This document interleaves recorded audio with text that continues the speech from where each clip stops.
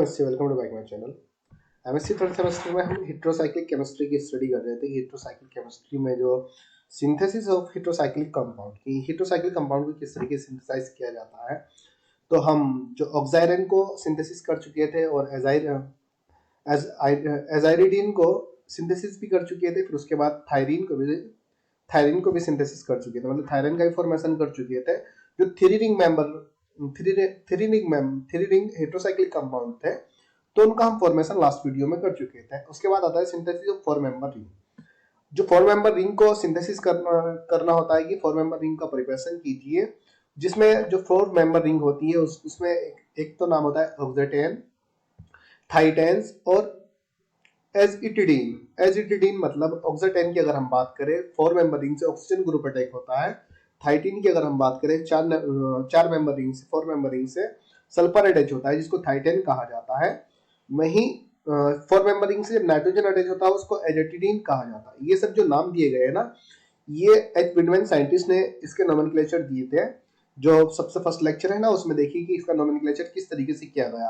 कि अगर मान लीजिए किसी फोर मेंबर रिंग से जब ऑक्सीजन अटैच होता है, उसको हम ऑक्सासाइक्लोब्यूटेन भी कह सकते थे, थायोसाइक्लोब्यूटेन भी कह सकते थे, एजोसाइक्लोब्यूटेन भी कह सकते थे। अगर नाइट्रोजन अटैच होता तो एजोसाइक्लोब्यूटेन भी उसको कह सकते थे। लेकिन हमने जो उसको एक मतलब एक पर्टिकुलर नाम दिया, ऑक्साटेन, थायोटेन।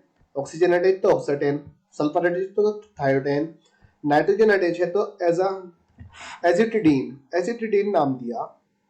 तो इन तीनों कंपाउंड का हमें इसमें फॉर्मेशन करना होता है। देखिए, मैं सिलेबस की अगर बात करूं, एक सिलेबस में जो एक टॉपिक है कि synthesis of heterocyclic compound, cyclo addition reaction, और एक मिनट में दिखा रहा हूं, साइक्लो एडिशन रिएक्शन है और कौन सी है, हाँ ये देखिए, प्रिंसिपल ऑफ हेटेरोसाइक्लिक कंपाउंड, ये प्रिंसिपल ऑफ हेटेरोसाइक्लिक सिंथेसिस।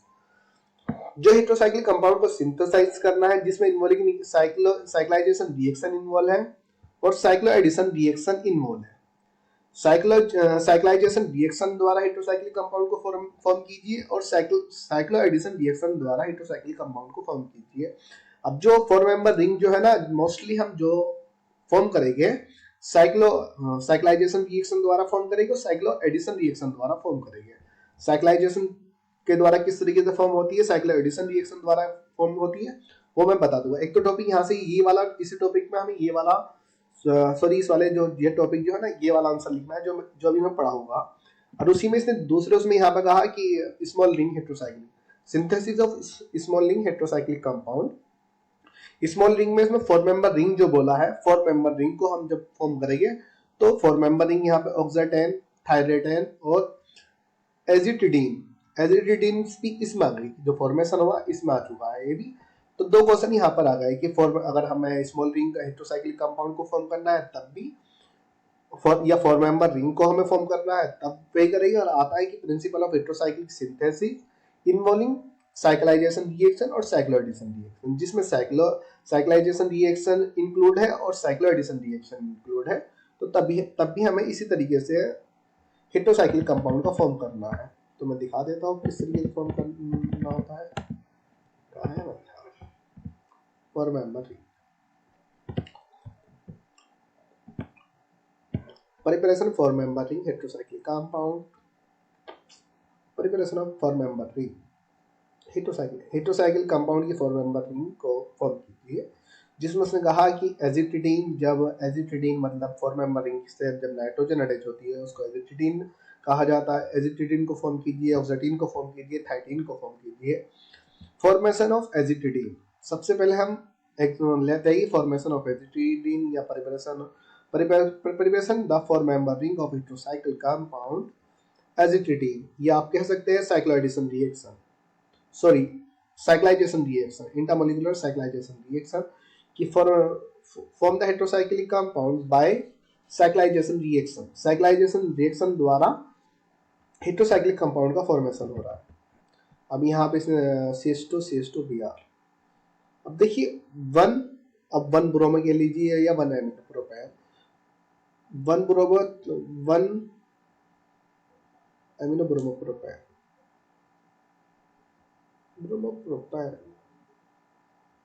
1 2 3 या 1 2 3 1 ब्रोमो 1 3 ब्रोमो अमीनो प्रोपेन होगा या 1 2 1 अमीनो। तो ये एक यहाँ पे इसमें एक साइक्लाइजेशन यहाँ पे एक कंपाउंड दिया, यहाँ पे अब जब कंपाउंड दिया यहाँ पे CH2 यहाँ पे ब्रोमीन यहाँ पे अटैच किया, यहाँ पे एमीन ग्रुप यहाँ पे अटैच कर दिया। अगर हम इसके IUPAC की अगर नाम बात करें 1 ब्रोमो होगा 3 अमीनो प्रोपेन हो सकता है, या 1 अमीनो 3 ब्रोमो प्रोपेन भी हो सकता है, या आप कह सकते हैं 1 3 अमीनो ब्रोमो प्रोपेन। अब जब इसकी रिएक्शन आप पोटेशियम हाइड्रोक्साइड के साथ कराते हैं, KBr यहाँ से निकलेगा, के पोटेशियम ब्रोमाइड, और एक हाइड्रोजन यहाँ से रिमूव होगा, वाटर यहाँ से जब रिमूव हो जाएगा तो एजिटिडीन का फॉर्मेशन हो जाएगा, एक NH। और जनरली अगर हम बात करें एजिटिडीन के अगर जो स्ट्रक्चर होता है, यहाँ पे एक रिंग बनाइए फॉर मेंबरिंग, यहाँ पे सिर्फ नाइट्रोजन लगा दीजिए। ये क्या हुआ, एजिटिडीन होगा। एजिटिडीन इसको हम साइक्लोब्यूटेन भी कहा कि एजोसाइक्लोब्यूटेन भी कहते हैं, कि एजिटिडीन आल्सो कॉल्ड एजोसाइक्लोब्यूटेन।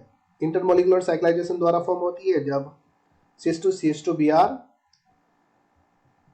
प्रोपीन एक मतलब प्रोपीन हमने लिया, प्रोपेन लिया, प्रोपीन एक साइड में हमने ब्रोमीन को लगा दिया, दूसरी साइड में हमने एमीन ग्रुप को अटैच कर दिया। और जब इसका पोटेशियम हाइड्रोक्साइड कराया गया तो हमें क्या मिला, एजिटिडीन मिला। अब ये कैसे मिला, जो पोटेशियम होता है पॉजिटिव में ब्रेक होता है हाइड्रोक्सी निगेटिव में।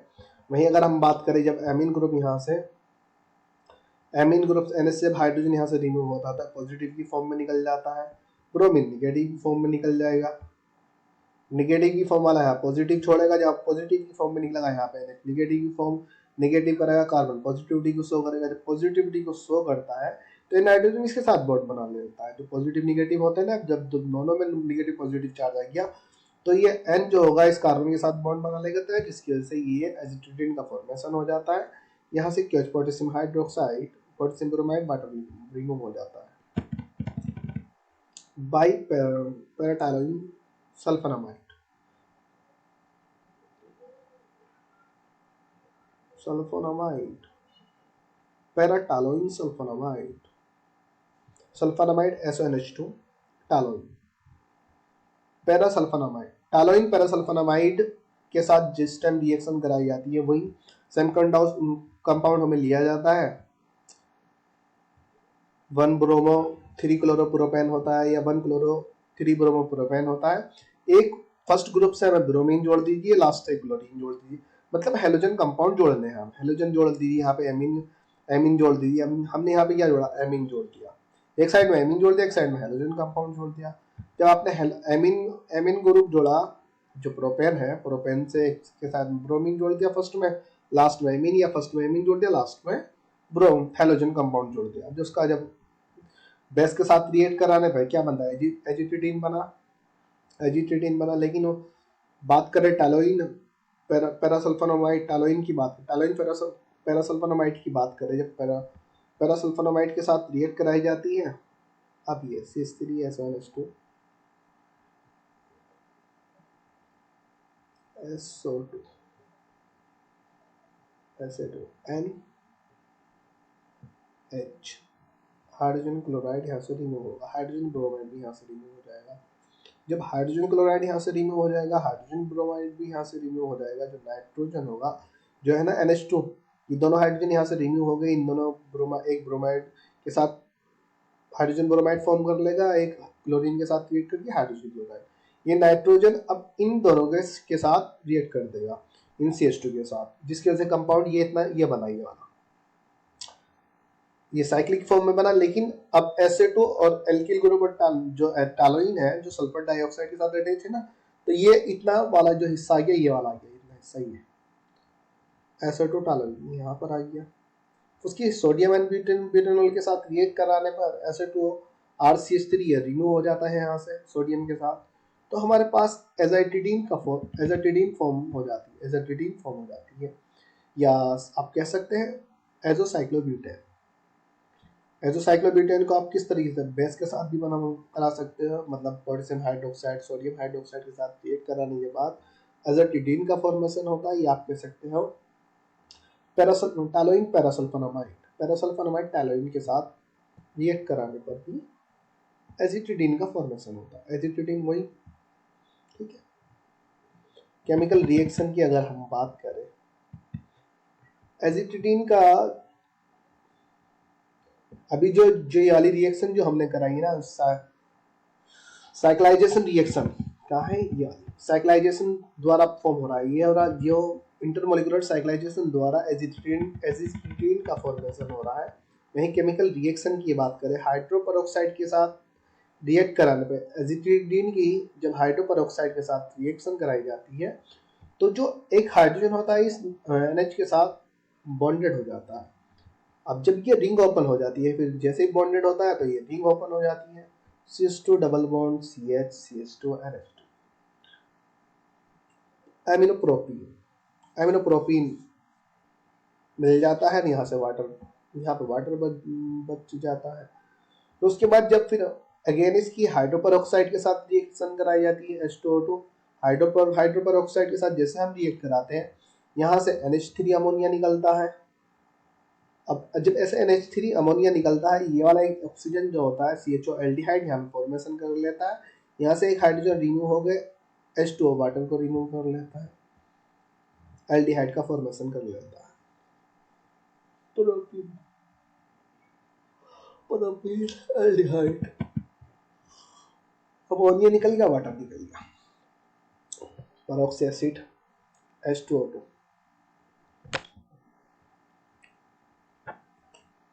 केमिकल रिएक्शन हाइड्रोपेरोक्सी एसिड के साथ रिएक्ट कराने पर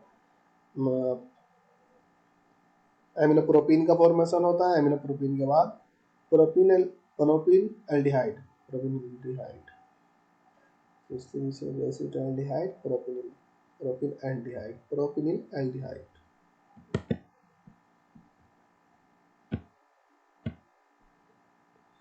HNO2 नाइट्रस एसिड के साथ रिएक्ट कराने पर नाइट्रोसो एजिटिडीन का फॉर्मेशन होता है। नाइट्रिक एसिड के साथ कराने पर नाइट्रो एजिटिडीन का फॉर्मेशन होता है। क्या है, केमिकल रिएक्शन है किसकी,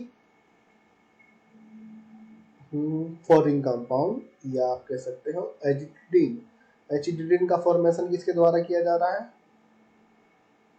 साइक्लो एडिशन द्वारा, सॉरी क्या था वो, साइक्लाइजेशन द्वारा एजिटिडीन का फॉर्मेशन किया जा रहा है, जिसमें पोटेशियम हाइड्रोक्साइड या सोडियम हाइड्रोक्साइड के साथ रिएक्ट कराने पर, या आप कह सकते हो पैरासल्फोनामाइड टॉलुइन के साथ रिएक्ट कराने पर एजिटिडीन का फॉर्मेशन हुआ।